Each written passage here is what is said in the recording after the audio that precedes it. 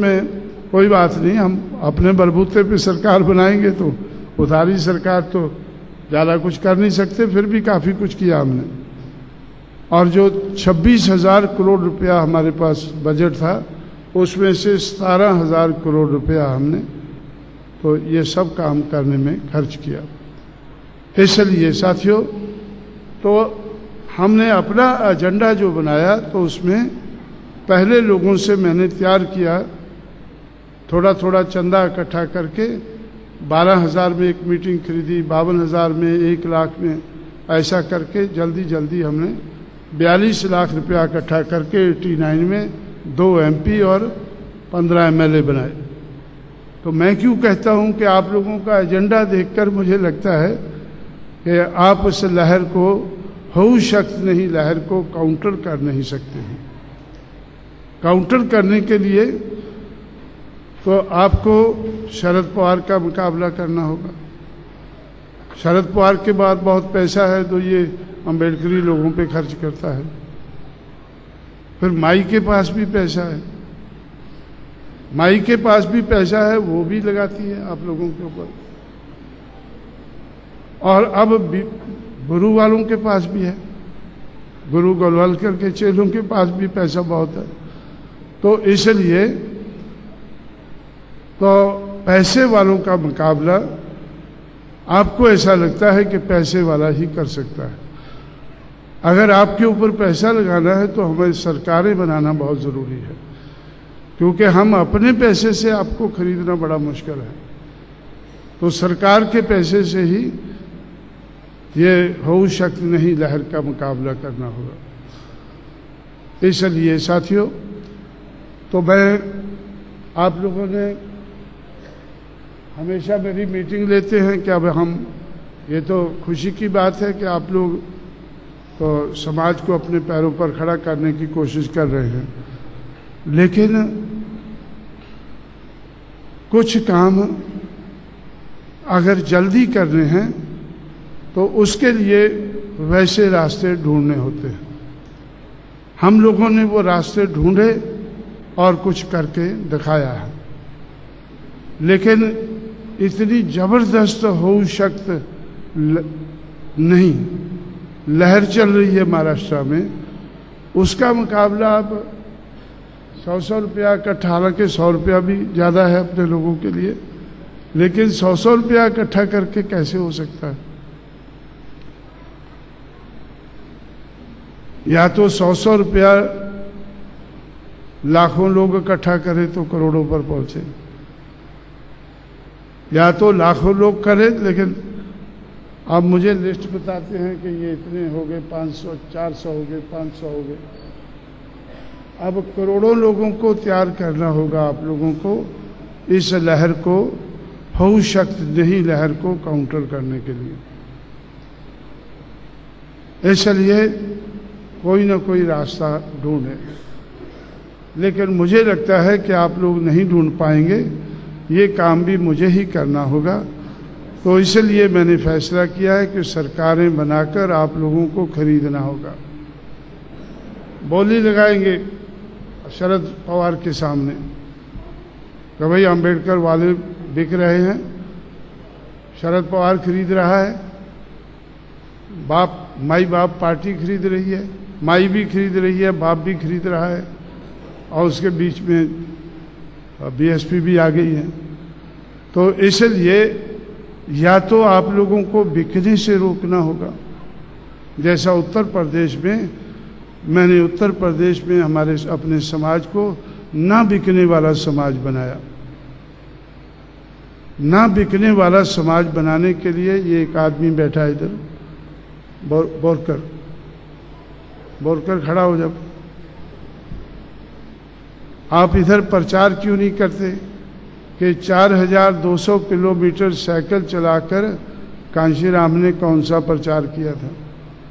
तो भी बीच बीच में था ना, पूरा था, पूरा इसने तमाशा देखा है, लेकिन महाराष्ट्र वालों को खबर नहीं दी है। महाराष्ट्र वालों को खबर तक नहीं, कानों कान खबर नहीं दी इसने।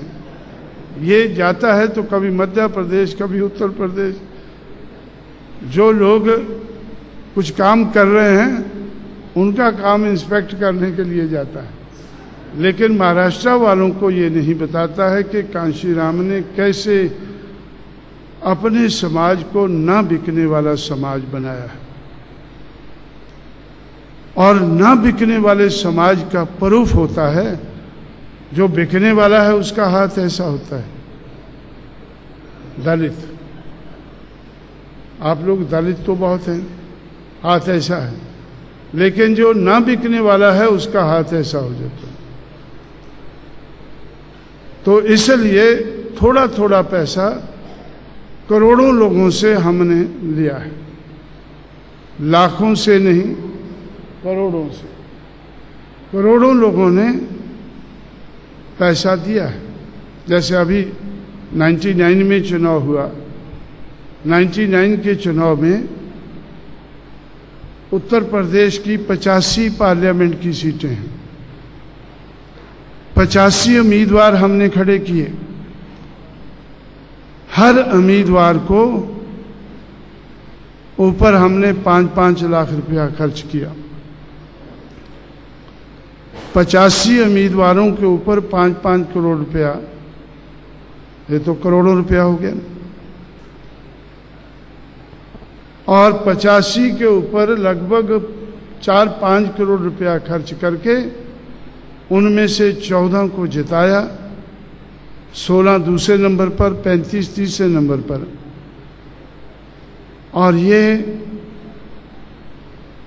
तीनों को मिलाकर 65 उम्मीदवारों को 1 करोड़ 30 लाख वोट पड़ा।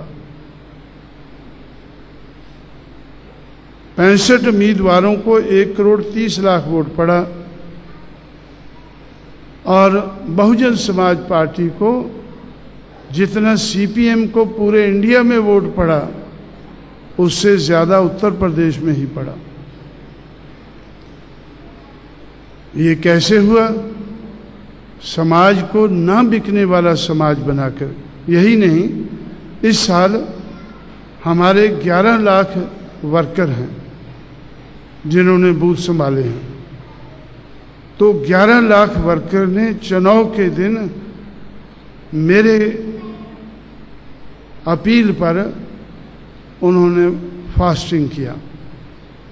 जिस दिन आप लोग मुर्गम मसल्लम खाते हैं, जिस दिन आप लोगों के भाई झोंपड़ों में दारू पीते हैं, कच्ची दारू पीते हैं, उस दिन उत्तर प्रदेश में आपके भाइयों ने 11 लाख वर्कर ने फास्टिंग किया कि 6 बजे सुबह उन्होंने खाना खाना है, 6:30 बजे ड्यूटी पे चढ़ जाना है और 5 बजे तक, जब तक कि चुनाव ख़त्म नहीं होता तब तक ड्यूटी पे रहना है, बूथ संभालने हैं और फिर पेटियों को ले जाना है। वो सारा कुछ करने के बाद अपने घर में आकर अपना खाना खाना है। कैंडिडेट का 1 पैसा खर्च नहीं होना चाहिए। कैंडिडेट का चुनाव के दिन 1 पैसा खर्च नहीं होना चाहिए। और कैंडिडेट को लड़ाने के लिए 5-5 लाख रुपया तो जो लड़ाने वाली कमेटी है वो लगाएगी। तो इसलिए समाज को ना बिकने वाला समाज बनाना कितना ज़रूरी है। और कैसे मैंने ये लहर शुरू की, उसमें हमारा एक गवाह इधर बैठा है जो महाराष्ट्र वालों से छुपाता है इस बात को। महाराष्ट्र वालों से छुपाता है, बिल्कुल। उनको मालूम है कि चारों तरफ बिक रहे हैं। अब ये लोग बिकने वाले तो मेरी चटनी बना देंगे अगर मैं अकेला उनको कहूँगा कभी ना बिको भाई।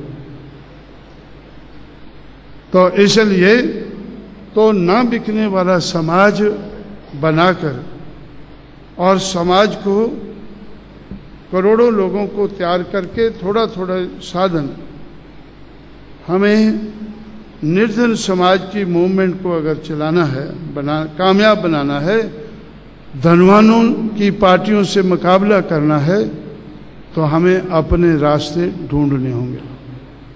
हमने सबसे पहले रास्ता ढूंढा कि हमें अपने समाज को ना बिकने वाला समाज बनाना है।